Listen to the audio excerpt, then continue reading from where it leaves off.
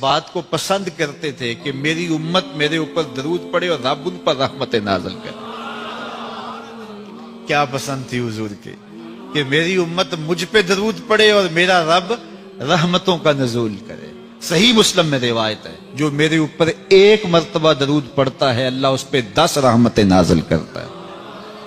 اللہ اکبر. اور اگر درود کے ساتھ سلام بھی ہو تو مجھے ایک شعر اتنا اچھا لگتا ہے تو سادہ سا, پتہ نہیں اس کا وزن بھی ٹھیک ہے نہیں, کسی سادے سے بندے نے کہا ہے لیکن مجھے بڑا پسند آیا. بعض روح کھینچ لیتے ہیں نا. کسی نے کیا خوب کہا کہ درود پڑھنے سے ثواب ملتا ہے, سلام پڑھنے سے جواب ملتا ہے. کتنا سادہ اور کتنا خوبصورت. درود پڑھنے سے ثواب ملتا ہے, سلام پڑھنے سے جواب ملتا ہے. اور اگر حضور کی طرف سے وعلیکم السلام کے لفظ آگے تو اور کیا چاہیے. اس لیے کثرت سے حضور کو سلام کرو. یار آپ گلی سے بازار سے گزرتے ہوں تو کوئی لڑکا, کوئی بزرگ, کوئی شخص آپ کو روز سلام کرے تو ایک دن آپ پوچھتے ہیں نا یہ کون ہے, روز ہی سلام کرتا ہے, یہ کس کا بیٹا ہے, یہ روز سلام کرتا ہے. پھر کس دن آپ روک کے پوچھیں گے پتر کس کے پتر ہو, اتنے اچھے ہو کہ روز سلام کرتے ہو. تو ایک دن حضور بھی پوچھیں گے نا یہ کس کا پتر ہے, یہ کس کا بیٹا ہے, یہ روز مجھے سلام کرتا ہے. تو پھر حضور سے تعارف ہو جائے گا. اس لیے حضور کو سلام کیا کرو. حضرت ابو درداء رضی اللہ تعالیٰ عنہ کہتے ہیں میں حضور کی بارگاہ میں جب آقا نے فرمایا نا کہ جمعے کے دن کثرت کے ساتھ میرے پہ درود پڑا کرو, تو میں نے عرض کی حضور جب آپ وصال کر جائیں گے تب بھی یہ عمل جاری رکھیں. تو حضور نے فرمایا اللہ نے مٹی پہ حرام کر دیا نبیوں کے جسموں کو کھائے. فنبی اللہ حی یرزق, نبی قبروں میں زندہ ہوتے ہیں اور انہیں رزق بھی دیا جاتا ہے. اس لیے جمعے کے دن کثرت کے ساتھ میرے اوپر درود پڑھو, میرے اوپر سلام پڑھو. اللہ اکبر. تو حضور فرماتے ہیں مجھے یہ بات پسند آتی ہے کہ کوئی میرے پہ درود پڑھے اور پھر رب اس پہ رحمت نازل کرے. اللہ اکبر. حضرت ابی بن کعب کہتے ہیں میں نے حضور سے کہا حضور میں چوتھا حصہ آپ پہ درود پڑھوں گا اور باقی جو 3 حصے ہیں دیگر وظیفے کر لیا کروں گا. تو آقا کریم نے فرمایا ما شئتا وَإِن زِدْتَ فَهُوَ خَيْرٌ, جیسے تمہاری مرضی, لیکن اگر درود کو بڑھا دو تو ہوگا اچھا. تو میں نے کہا حضور میں آدھا وقت درود پڑھوں گا, آدھا دیگر وظیفے کروں گا. فرمایا ما شئتا, جو تمہاری مرضی, لیکن درود کی مقدار بڑھ جائے تو اچھا ہوگا. میں نے کہا حضور میں 2 حصے درود پڑھوں گا, 1 حصہ باقی وظیفے کروں گا. فرمایا بہت اچھا, لیکن درود کی مقدار بڑھ جائے تو پھر اور اچھا ہوگا. عرض کی حضور میں پڑھوں گا ہی درود, میں سارا وقت درود پڑھوں گا. تو سنو میرے حضور نے کیا کہا, یہ ترمذی کی روایت ہے. حضور نے فرمایا پھر تیرے سارے دکھ مٹ جائیں گے, سارے گناہ معاف کر دیے جائیں گے. تو اس لیے کثرت کے ساتھ حضور پہ درود پڑھیں تو اس سے حضور بھی خوش ہوتے ہیں کہ میرے امتی پہ رب کی رحمتوں کا نزول ہو رہا ہے. علامہ اقبال جنہیں حکیم الامت کہا جاتا ہے, حکیم الامت وہ ہوتا ہے جو امت کے مرض کی تشخیص بھی کرے پھر اس کی تدبیر بھی کرے. تو انہوں نے اس مرض, اس امت کے امراض کی تشخیص بھی کی اور اس کا علاج بھی بتایا. وہ اپنے ایک مکتوب میں لکھتے ہیں کہ نئی نسل کے سینے میں حضور کا پیار منتقل کرنے کے لیے آپ کو 3 کام کرنے ہوں گے. مختصر وقت میں یہ 3 باتیں آپ کے سامنے رکھنی, اور اگر وقت 2 لمحے بچ گیا تو ایک بات اپنی جانب سے اور میری گفتگو اختتام کو پہنچ جائے گی. اور یہ چیزیں ہم صبح سے ہی اس کو اپنے عمل میں لا کر کے اپنی نسل کی تربیت کرنے میں لگ سکتے ہیں. تو اقبال کہتے ہیں کہ نئی نسل کے سینے میں حضور کا پیار منتقل کرنے کے لیے 3 کام کرنے ہوں گے. سب سے پہلا کام ان کو کثرت کے ساتھ حضور پہ درود پڑھنا سکھاؤ, کیونکہ اس کا لازمی نتیجہ یہ ہے کہ حضور کے درود کے نتیجے میں دلوں میں حضور کا پیار پیدا ہو. درود طبیعتوں کو نکھارتا ہے. اور ایک بات بتاؤں, درود شریف طبیعتوں میں تقدس پیدا کرتا ہے.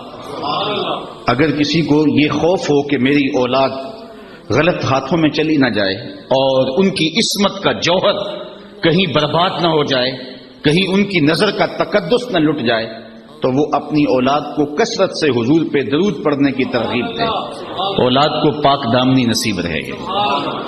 درود کا یہ فائدہ بھی ہے کہ طبیعتوں کے اکھڑ پن کو دور کرتا ہے. اگر آپ کو یہ پریشانی ہو کہ اولاد اکھڑ مزاج ہے, بات مانتی نہیں ہے, طبیعت میں سختی ہے, تو ان کو بطور وظیفہ درود کی تسبیح دیں. آپ ہفتوں اشروں میں دیکھیں گے ان کی طبیعت میں لطافت آ گئی ہے. درود پڑھنے والے کو اللہ ذہانت کی دولت سے بھی مالا مال کرتا ہے. درود پڑھنے کا سب سے بڑا فائدہ یہ ہے کہ رسول کریم نے ارشاد فرمایا قیامت کے دن میرے سب سے نیڑے وہ ہوگا جو کثرت کے ساتھ میرے اوپر درود پڑھنے والا ہوگا. ایک اور بات بھی عرض کرنا چاہتا ہوں. آج 72-73 فرقے ایک بندے کو کھینچ رہے ہیں اور ہر بندے کے لبوں پر قرآن و حدیث کی بولی ہے. عام آدمی پریشان ہو جاتا ہے کہ جاؤں تو کدھر جاؤں. ہر بندہ تحقیق کرنے بیٹھ جائے اور ان 72-73 فرقوں میں سچائی پہ کون ہے اس کو تلاش کرنے لگ جائے تو وہ باقی امور زندگی کیسے بجا لائے گا. تو کیا سادہ سا نسخہ ہے کہ ہم حق کو پہچانیں. 72-73 آدمی ایک بندے کو کھینچ رہے ہوں تو اس کا تو دماغ خراب ہو جاتا ہے. کبھی آپ نے دیکھا ہو لاری اڈے پہ جو کنڈکٹر حال کرتے ہیں پاکستان میں سواری کا, ایک سامان اچک کے لے گیا, دوسرے نے بچے کو پکڑا اور اپنی جانب کھینچ رہا ہے, تیسرا بڑھیا کو بازو سے پکڑ کے اپنی بس میں لے جا رہا ہے. تو بعض عورتیں غصے میں آ جاتی ہیں, پائیا سا کتے بھی نہیں جانا. حالانکہ کہیں تو جانا ہوتا ہے نا, لیکن وہ اس قدر کو ادھر کھینچ رہا ہے, کوئی بچہ ادھر لے گئے ہیں, سامان ادھر جا رہا ہے. تو 70-72 لوگ ایک بندے کو کھینچ رہے ہیں, وہ جائے تو کدھر جائے. یہ بات امام زین العابدین سے اس زمانے میں کسی نے پوچھی, حضرت جب اتنے فرق و ترک ہو جائیں گے تو میرے لیے کیا پہچان ہے حق کی. تو امام زین العابدین نے فرمایا جو اہل السنہ ہوں گے وہی اہل حق ہوں گے. تو سائل بڑا سیانہ تھا, دور اندیش بھی تھا. اس نے کہا کہ بہت سارے لوگ اسی ٹائٹل کے ساتھ موجود ہوں تو اس میں پھر اصلی سنی کی پہچان کیا ہوگی. تو سنو امام زین العابدین نے کیا فرمایا. فرمانے لگے من علامات اہل سنہ کثرت الصلاۃ علی رسول اللہ.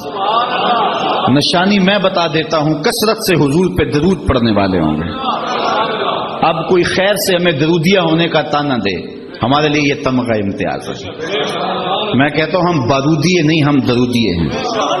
یہ ہمارے لیے اعزاز ہے, یہ ہمارے لیے افتخار ہے کہ ہم حضور پہ درود پڑھنے والے ہیں. تو کثرت سے درود پڑھو تو اس کا فائدہ یہ ہوگا کہ آپ کو حق ہاتھ میں آ جائے گا. اچھا ایک آخری بات درود کے حوالے سے اور بھی عرض کروں کہ درود پڑھنے والے کے لہجے میں مٹھاس پیدا ہو جاتی ہے. کسی نے اقبال سے یہ راز پوچھا کہ تیرے شعروں میں کھنڈ کہاں سے آئی.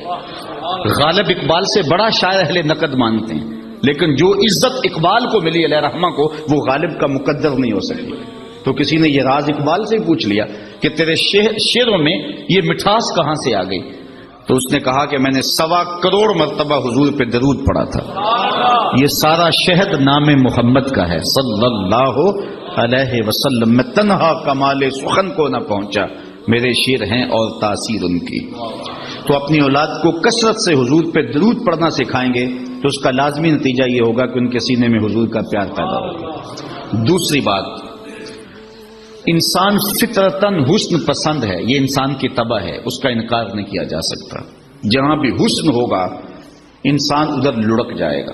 وہ کاکل داراز میں ہو, وہ لب و رخسار میں ہو, وہ قامت زیبا میں ہو, وہ نرگسی آنکھوں میں ہو, وہ معصوم بچے کی مسکراہٹ میں ہو, اور وہ بوڑھے کے بالوں کی سفیدی میں ہو, وہ دھنک کی شوخی میں ہو, وہ کوسے قضا کی رنگینی میں ہو, وہ پپیہے کی آواز میں ہو, وہ بلبل کے لہجے میں ہو, وہ کوئل کی دل فریب صدا میں ہو, وہ جہاں بھی ہوگی تتلی کے پروں میں ہو, قدرت کی سنائی کے رنگ ہو, جہاں بھی حسن ہوگا دل ادھر لڑک جائے گا. یہ انسانی فطرت ہے. تو اقبال کہتا ہے جب یہ طے شدہ ہے کہ انسان کا دل حسن کی جانب مائل ہوتا ہے تو پھر آؤ نہ اسے وہاں لے چلیں جہاں حسن بھی پانی بھرتا ہے اور عشق بھی غلامی کرتا ہے. اسے شہنشاہ خوباں کی چوکھٹ پہ لے چلیں. اس عنوان سے صرف ایک حدیث آپ کے سامنے عرض کر کے آگے عرض کروں گا. حضرت ابو طفیل صحابہ میں سب سے آخر میں انتقال کیا ہے. حج کا موسم تھا, لوگوں کا ہجوم تھا, یہ ایک اونچے ٹیلے پہ کھڑے ہو گئے اور لوگوں سے مخاطبہ کرتے ہوئے کہا, لوگوں اس وقت روئے زمین پہ میرے علاوہ کوئی نہیں جس نے حضور کو دیکھا ہے, آؤ مجھ سے حضور کی باتیں سنو. اللہ اکبر. اس بات پہ ناز ہے. ہمارے استاد تھے محمد علی حاشر صاحب, وہ بڑے فخر سے کہتے تھے میں مولانا ظفر علی خان کا مصاحب رہا ہوں. مولانا کا اخبار چھپتا تھا زمیندار, تو اس کی شاہ سرخیاں لکھتے تھے, تو بڑے ناز سے کہتے, کمال درجے کے کاتب تھے. میں اقبال کی صحبتوں میں بیٹھتا رہا ہوں, میں نے داغ دہلوی کو دیکھا ہے. یار جس نے داغ دہلوی کو دیکھا ہو, جس نے استاد ابراہیم ذوق کو دیکھا ہو, جو اقبال کی مجلس حاصل کر چکا ہو، جو مولانا ظفر علی کی قربت میں بیٹھتا رہا ہو، وہ تو ناز کرے، اور جس کی آنکھوں نے جمال محمد عربی دیکھا وہ اپنے مقدر پہ ناز کیوں نہ کرے؟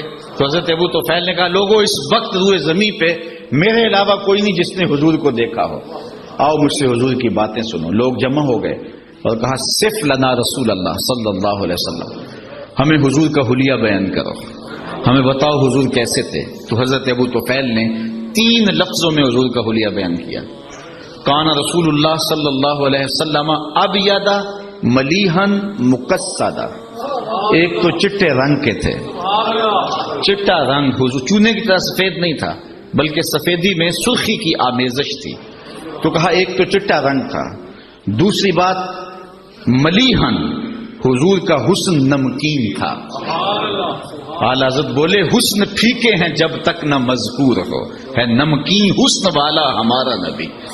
تیسری بات مقصدہ متوازن، لیسا بالطویل الممغط ولا بالکثیر المتردد، قد چھوٹا بھی نہیں اور پست قامت بھی نہیں، ربع کے لفظ ہے درمیانی قد، بلکہ درمیانی سے بھی کچھ اٹھتا ہوا، قد حضور کا درمیانہ تھا، لیکن اذا جامع القوم غمرہم، 10,000 کا اجتماع بھی ہوتا، بڑے بڑے اونچے قد والے ہوتے، لیکن حضور ان میں کھڑے ہوتے، حضور کے کندھے لوگوں کے سروں سے اونچے دکھائی دیتے۔ یہ اللہ نے اپنے محبوب کو شان دی تھی۔ تو 3 لفظوں میں حضور کا حلیہ بیان کیا، یاد کیا جا سکتا ہے۔ کان رسول اللہ صلی اللہ علیہ وسلم ابیض ملیحا مقصدا، اور اگر عربی یاد نہیں ہوتی تو گولڑے کے تاجدار نے کام سوکھا کر دیا۔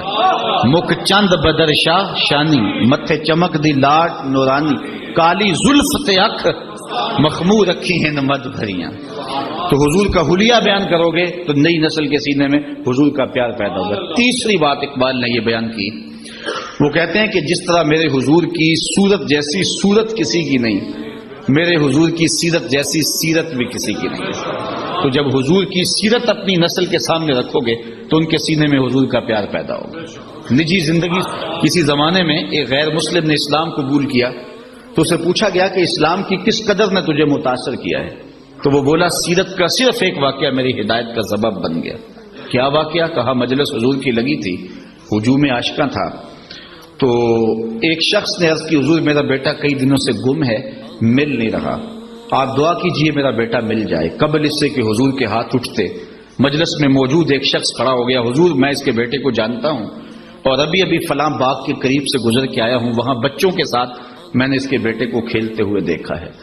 جب باپ نے سنا تو اس نے دوڑ لگا دی، حضور نے فرمایا سے بلاؤ، بلایا گیا۔ بہت جلدی ہے؟ جی حضور آپ جانتے ہیں ایک باپ کے جذبات کیا ہیں، کئی دنوں سے بچہ بچھڑا ہے، اب خبر ملی ہے تو بہت جلدی اپنی آنکھوں کی پیاس بجھانا چاہتا ہوں۔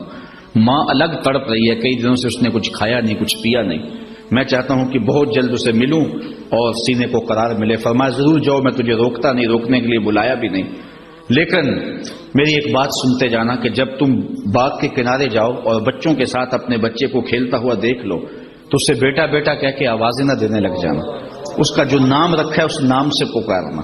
عرض کی حضور میرا بیٹا ہے، اگر بیٹا کہہ کے پکاروں تو اس میں حرج بھی کیا ہے؟ فرمایا تم کئی دنوں سے بچھڑے ہو، تمہارے لہجے میں بلا کا رس ہوگا اور تم نہیں جانتے، ہو سکتا ہے کھیلنے والوں میں کوئی یتیم بھی کھیل رہا ہو، اور جب تم اپنے بیٹے کو بیٹا کہہ کے پکارو گے تو یتیم کا دل چھریاں اس پہ چلے گی، آج میرا باپ ہوتا تو مجھے بھی بیٹا کہہ کے پکارتا۔ کہا یہ شوق گھر جا کے پورا کر۔